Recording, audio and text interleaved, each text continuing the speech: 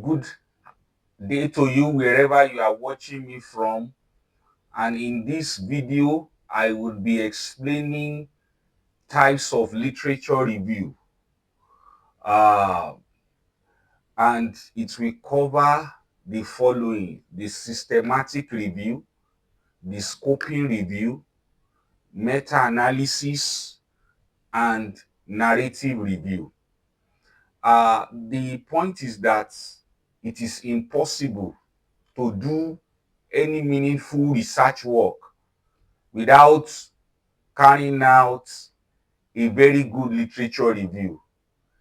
I always told my PhD students that research and master students is 25% writing and 75% reading. If you see any research work that the scholar writing the research work or engaging the research work is not doing 75% reading and 25% writing, hypothetically, the rule is not a rule of thumb, the person will be making claims that are not true and pursuing things that are outdated. So, in this work, I will explain the differences and the purpose, the strengths, and when to choose each type of review. The first type of review that I will start with is the systematic review. And the purpose is that when you want to, systematic review is a type of literature review that you are carrying out a research. And as you are carrying out the research, you are expected to actually um, answer research questions using a pre-specified method. The features of systematic review is that it is comprehensive. It is, it is a comprehensive search across databases with explicit and inclusion and exclusion criteria and structured synthesis. It is having the highest quality because it is formal, and the risk of bias for assessment is reduced and increases reproducibility. It is very systematic, and I will come back to it in another video separately. The next review I want to talk about is the scoping review. And what is this scoping review? Scoping review or scoping review is a literature review that tells us what has been done on a particular topic. It gives us the boundary of knowledge, and it prioritizes coverage and conceptual clarity over over an in-depth critical appraisal. When do we use a scoping review? When we are exploring a scope, terminology, and research gap before focusing on a precise question. If you are doing any research that is meaningful, it is important that you engage in scoping review. This type of scoping review will give you charts of themes, evidence of map, list of knowledge gap, and guide your study effectively. So it is important that you realize that a scoping review lacks details if we compare it with a systematic review. But if you are carrying out a systematic review, you will also do things that people normally do when they do scoping review. The next is what we call the meta-analysis. And this meta-analysis is not interested in terminology or in-depth study of knowledge gaps. Rather, it is focusing on synthesis of numerical results for multiple study to estimate pool effect size and examine heterogeneity. That means if a particular method is used to reduce cholera somewhere, and that same method is used in 5, 6 locations geographically separate and different, what is the result going to give us if we sum the effects of that thing together? So what we do in meta-analysis is to actually combine several results together in order to understand the effect of a particular strategy or a pattern so that we can understand it.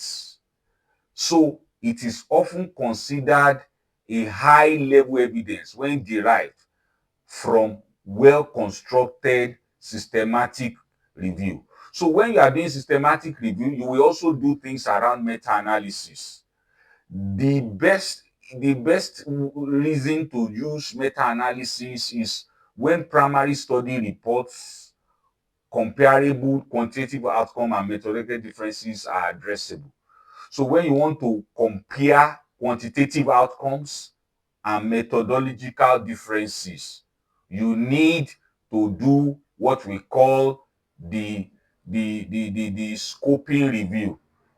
The last type of review that we are going to talk about is the narrative review. That is the literature review that we commonly do when we are doing research. The literature review that we do when we are doing our research, most especially the chapter 2, where we do the conceptual review, theoretical framework, empirical review, and all those other review, they are having the strengths of making us to understand what is taking place. Is flexible in structure. The depth of interpretation is also there. It integrates theory and expert insights. That is the narrative review. And the limitation is that no formal search of quality appraiser. So the greater risk is there is a selection bias. So this is the type of literature review that does not have a very quality systematic backing. Now, I want to quickly compare the 4 types of review. Systematic review. The feature is that it is structured. It has a reproducible methods. It has a formal quality assessment and answers specific research questions. So if it is the biggest and the best and the most effective, the next one is the scoping review, is broad mapping of evidence, identified gap, use for emerging fields. The next one is the meta-analysis, which involves statistical pooling of results, estimating of effect size. It's more of results.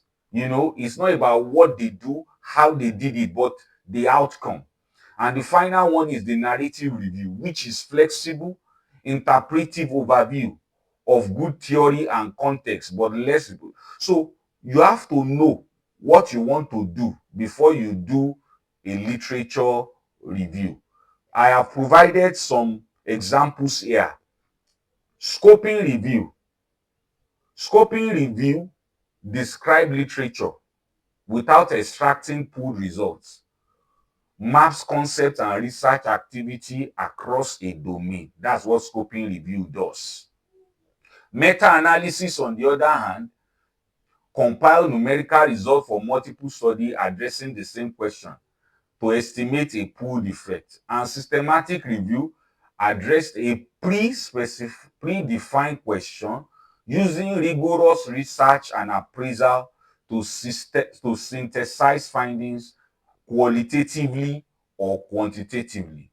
So we have now seen the distinction between the methods of those types of review. So I will close by giving us example of this type of reviews. So when we have a systematic review, we say, look at the question, do literacy intervention improve elementary reading outcome? So what we now do is we will carry out, if that's our question, we will now look at what are the studies on literacy intervention. How did they do it? What were their results? We will do detailed work, and we will not just pick from any study. We may say we are picking papers who are scrupled index alone, and the journal must be published in a particular place. We have criteria. We will have details of systematic review. You know, we will have and we will do all kinds of review. Now, if you want to do scoping review, this example is that what adult learning technology exists for teacher professional development. In this one, we just map study types, platform, and research gap without detailed quality appraisal. We are not going to do detailed quality appraisal like we do in the systematic review. What next is the meta-analysis? And in the meta-analysis, what we do is that what is pooled effect of inquiry-based learning system on STEM achievement. So we will now take all the people that have done those type of research and consider their result together. The effect of their moderator is more of results. And the narrative review, which is the last type, used to synthesize theoretical framework from curriculum design, offering interpretive and proposal for future empirical work. Thank you very much, and I will do another video subsequently that is explaining the details of this review one after the other. Thank you.